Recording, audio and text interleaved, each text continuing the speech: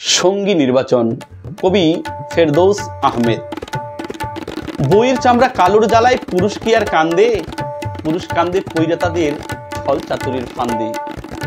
অন্তরাত্মা ভালো হইলে কালো হইলেও চলে, মন পচাতের গায়ের চামড়া সাদা হলেও জলে। চামড়া হলো চোখের শান্তি, মনের শান্তি মন। রূপ হইল ভাই রূপক জিনিস, মন অমূল্য ধন। রূপ ও গুণ দুটোই যদি থাকে মানুষের মাঝে, লোক সমাজে তারা রাতের চন্দ্র তারা সাজে। যাদের মাঝে রং রূপ আছে, গুণের বালাই নাই, এমন রূপে হয় শুধু ভাই মানুষ কইরা ছাই। যাদের আবার মনটা ভালো, রংটা একটু কালো, এই কালোতে বিরাজ করে স্বর্গ সুখের আলো।